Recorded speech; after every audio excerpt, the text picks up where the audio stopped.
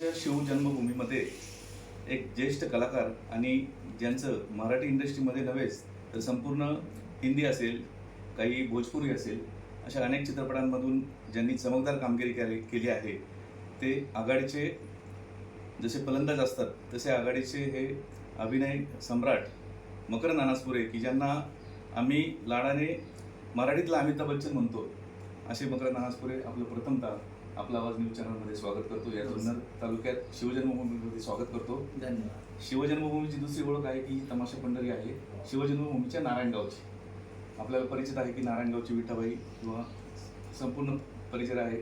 Doctor खासदार अमोल कोल्हे हे देखील याच नारायणगावचे आहे, याच भूमीतले आहेत. डॉक्टर अशोक हांडे जे कलाकार मराठी बाणा ज्यांनी साता समुद्रापर्यंत नेला, ते देखील याच भूमीतले आहेत. अनेक कलाकार आहेत, नम्रता संभेराव असेल, शुभांगी लाटकर असेल, वगैरे वगैरे.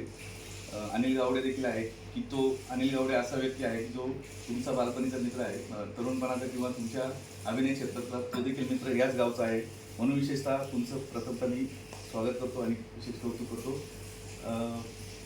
मी तुम्हाला एक पहिला असा प्रश्न विचारेल की या भूमीमध्ये आल्यानंतर तुम्हाला वेगळं काय जाणवलं? कारण आता पाहताय की तुम्ही महाराष्ट्रात फिरताय, पूर्ण भारतात तुमचा दौरा असतो. ही भूमी एक वेगळी आहे, काय वेगळं पण वाटतं? चांगली आहे. एकतर बागायत क्षेत्र खूप आहे या परिसरामध्ये, त्यामुळे सधन संपन्नता खूप आहे, समृद्धी खूप आहे. दुसरं, अखंड हिंदुस्थानचं हे खूप महत्त्वाचं ठिकाण आहे, कारण इथे शिवजन्मभूमी आहे. शिवनेरी इथनं जवळ अगदी 16 किलोमीटरवरच आहे.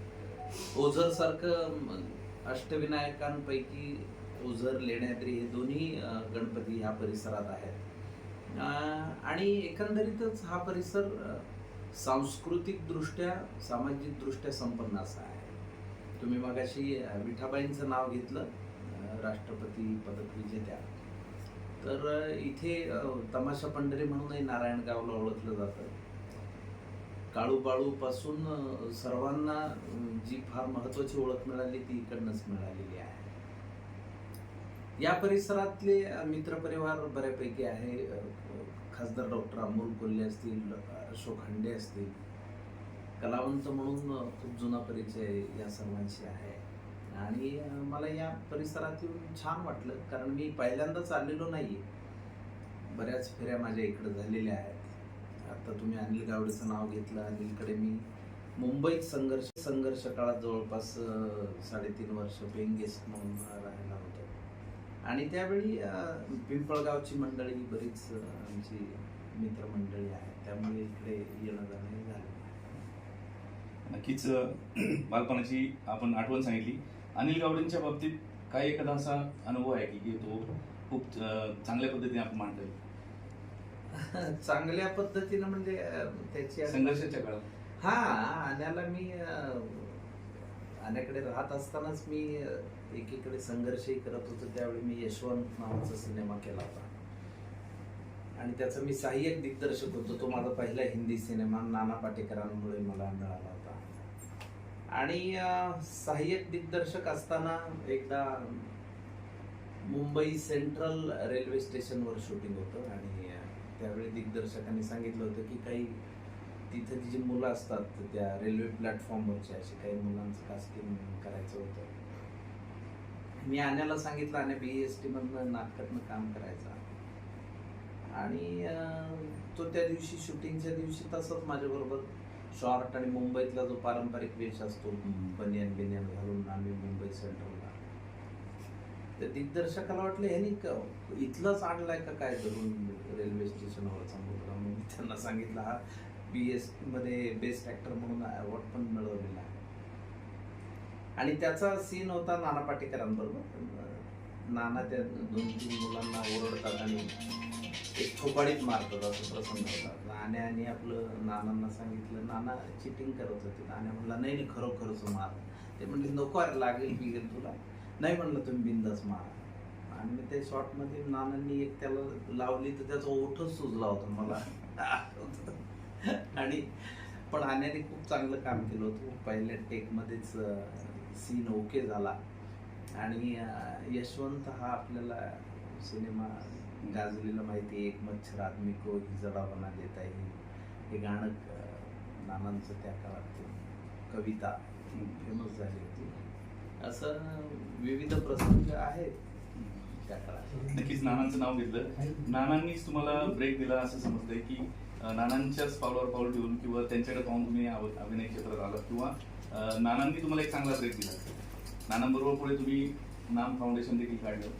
तर नानांचा आणि तुमचा पहिला परिचय काय? नाट्य दर्पणच्या स्पर्धेमध्ये मला महाराष्ट्रातनं सर्वोत्कृष्ट अभिनयाचं पहिलं बक्षीस मिळालं होतं 1994 साली फेब्रुवारीमध्ये. त्यावेळी नाना प्रमुख पाहुणे होते आणि त्यांनी माझा अभिनय बघितला होता आणि तेव्हा त्यांनी तुझ्यासारख्या नटांनी मुंबईत यायला पाहिजे, त्याचं काही होऊ शकतं असं ते म्हणाले आणि त्यामुळे मी मुंबईत यायला प्रेरित झालो होतो.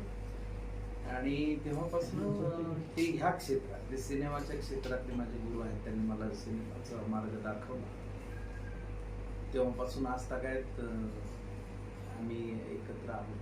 आज जवळपास 30 वर्ष झाली, 3 दशक आहेत. नामच्या मुळात नामचाच अर्थ असा आहे की ना म्हणजे नाना आणि म म्हणजे मकरंद. तर नेमकं तुमचं कार्य जगाला माहीत आहे, पण सध्या कुठेतरी थांबले की काय किंवा ते लोकांपर्यंत येत नाही, तर तुम्ही प्रसिद्धीपासून लांब आहात की काय? थांबलेलं नाही, उलट ते खूप वाढलेलं आहे. आता संपूर्ण महाराष्ट्रभरात तुम्ही कुठेही गेला तरी नाम फाउंडेशनचं कार्य तुम्हाला आढळून येईल. सध्या कोकणामध्ये वासिष्ठी नदी, काळ नदी, शिव नदी, गौतमी नदी या नद्यांचं खोलीकरण रुंदीकरण चालू आहे. त्याशिवाय मराठवाड्यात जवळपास 25 ठिकाणी नामचं काम चालू आहे. तुम्ही म्हणता तसं आम्ही त्याची प्रसिद्धी करत नाही, कारण त्यातून काही मिळवायचं नाही. लोकांनी लोकांसाठी चालवलेली माणुसकीची चळवळ असं त्याचं स्वरूप आहे. त्यामुळे काम अव्याहतपणे चालू आहे. गेले 7.5 वर्षात आम्ही कामाचं खूप मोठं डोंगर उभा केलाय. जवळपास 7 TMC एवढं पाण्याचं काम महाराष्ट्रभरात नाम फाउंडेशनने लोकसहभागातून, काही ठिकाणी प्रशासनाच्या मदतीतून असं उभं केलेलं आहे. आणि खूप उल्लेखनीय असं काम गेली 7.5 वर्ष नाम फाउंडेशनकडनं अव्याहतपणे चालू आहे. फक्त त्याची प्रसिद्धी करून काय मिळवायचं आहे, तर मिळवायचं काही नाही. आम्ही त्यातनं बक्षीसही मिळवायचे नाही आहेत किंवा कुठलं अजून काही मिळवायचं नसल्यामुळे कदाचित ती प्रसिद्धी एवढी आम्ही केलेली नाही. विशेषतः शेतकरी आत्महत्या करतात, त्यांच्या महिला म्हणजे विधवा महिला ज्या होत्या त्यांच्यासाठी तुमचं काम खूप चांगलं होतं. 31 हेड्स खाली नामने काम केलं. अगदी तुम्हाला नवीन मी ही माहिती दिली. त्याशिवाय NDRFचे जे जवान काम करतात आपल्या पूर परिस्थितीमध्ये वगैरे, त्यांचीच मुळात राहण्या खाण्याची सोय नसते. तर नाम फाउंडेशनच्या वतीनं त्यांना अगदी नुकत्या आम्ही 5 बसेस मोठ्या दिलेल्या आहेत, ज्यामध्ये 50 जणांचं जेवण आणि नाश्ता होईल अशा. याशिवाय महाराष्ट्राबाहेरही नाम फाउंडेशनचं काम सध्या चालू आहे. लेह लडाख पर्यंत गेलेलं आहे. उत्तर प्रदेशातही नामचं काम आता सुरू होईल. तर मला वाटतं नामच्या वेबसाईटवर ज्याला उत्सुकता आहे त्याने www.nammh म्हणजे महाराष्ट्र nammh.org या वेबसाईटला भेट दिली तरी नामचं काम सध्या चालू असलेलं किंवा जुनं झालेलं ते पाहता येईल. नक्कीच हा एवढा मोठा तुमचा प्रवास आहे, नाट्य चित्रपट क्षेत्र असेल, याच्यामध्ये आगामी काही तुमचे प्रोजेक्ट आहेत त्याबद्दल सांगा. मागच्या वर्षी माझी नुकतीच एक वेब सिरीज रान बाजार नावाची येऊन गेली. त्यानंतर पोस्ट ऑफिस उघडे आहे नावाची एक सोनी मराठीसाठीची मर्यादित भागांची मालिका मी आता संपवली. याशिवाय 3 सिनेमे आहेत, त्यातले 2 हिंदी आहेत, द सस्पेक्ट, द कन्फेशन नावाचे, आणि 2 मराठी सिनेमे आहेत. एक विपुल मेहतांचा आहे आणि एक संदीप नवरेचा आहे. असे 4 सिनेमे अधिक आता वेब सिरीज काही करेल. अनेक चित्रपटांमधून तुम्ही वेगवेगळ्या भूमिका केल्यात, नाटकांमधून देखील तुम्ही चांगली भूमिका केलेली आहे. जाऊबाई जोरात नंतर तुम्हाला जो स्पीड होता तुमचा, तो रेशो खूप मोठा जसा आलेख वाढतच गेला, त्याबद्दल काय सांगा? हो, कारण संघर्ष तुम्ही जितक्या प्रामाणिकपणे करता तितकं तुम्हाला कामाचं सातत्य राखता येतं. जाऊबाई जोरातने मला एक ओळख मिळवून दिली. त्यामध्ये मला 3 बक्षिसं होते अभिनयासाठी, शासनाचं पण पारितोषिक होतं. त्यानंतर केशवा माधव नावाचं नाटक असेल किंवा मी अगदी अलीकडे केलेलं उलट सुलट नावाचं नाटक असेल, ज्यासाठी पुन्हा मला शासनाचं बक्षीस होतं. तर मला असं वाटतं की नाटक, जाहिरात, टेलिव्हिजन आणि सिनेमा या चारही माध्यमांमध्ये मला रमायला आवडतं आणि जसं मिळेल तसं मी योग्य पात्र मिळालं तर मी निश्चितपणे काम करेन. अजून काय ध्येय आहे की असं कुठलं ध्येय राहिलंय की बाबा याच्यासोबत मला काम करायचं राहिले किंवा मला एवढी उंची गाठायची अजून? नाही, मी असं काही ठरवत नाही, कारण आपण काही ठरवू नये. त्यापेक्षा आपल्याला जे काम सामोरं येतं ते प्रामाणिकपणे करावं असं माझं वैयक्तिक मत आहे. बाकी स्वप्नांच्या दुनियेमध्ये रमायला मला फार आवडतं. नक्कीच तुमचा स्वभाव आणि या सगळ्या गोष्टी हे आम्हाला नेहमी प्रेरित करत असतात. एक शेवटचा जाता प्रश्न, सोशल मीडियावर किंवा आत्ता ज्या यंग जनरेशन आहे, गौतमी पाटीलचं नाव आघाडीने घेतलं जातं, ती टीका पण होते, ती ट्रोल होते, त्याबद्दल काय म्हणतो तुम्ही? मी त्यांचा कुठलाही परफॉर्मन्स बघितलेला नाही, त्यामुळे मी विस्ताराने त्याविषयी बोलू शकणार नाही. पण मला असं वाटतं सोशल मीडिया हे एक दुधारी शस्त्र आहे. ते चांगल्या पद्धतीने वापरता येतं आणि वाईट पद्धतीने वापरता येतं. शेवटी निरक्षीर परीक्षा आपल्याला करायची आहे. आपण दुसरं असं सोशल मीडियाच्या माध्यमातून सामाजिक कार्य सुद्धा बऱ्यापैकी होताना आपल्याला दिसतं आणि त्याचा आनंद होतो की सोशल मीडियाचा योग्य पद्धतीनं वापर, म्हणजे आता माणुसकीची भिंत सारखा एखादी चळवळ असेल किंवा कुठल्याही ठिकाणच्या प्रतिकूल अवस्थेत असलेल्या माणसांबद्दलच्या गोष्टी असतील, त्या सोशल मीडियावर आल्या तर मदतीचे हात लगेचच पुढे येतात आणि मला वाटतं ते जास्त महत्त्वाचं.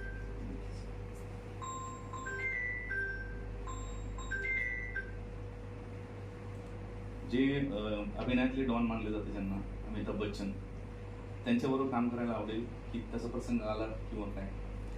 हे पहा, मी अभिनय क्षेत्रात गेली 3 दशकं काम करतोय, त्यामुळे मला ज्याच्याबरोबर काम करण्याची संधी मिळेल त्याच्याबरोबर मी योग्य पद्धतीनं काम करणारा मनुष्य आहे. मला आवडतं काम करायला, पण मी ध्येयक कुठलेच बाळगलेले नाही की आपल्याला यांच्याबरोबर करायचंय किंवा त्यांच्याबरोबर करायचं, असं नाही.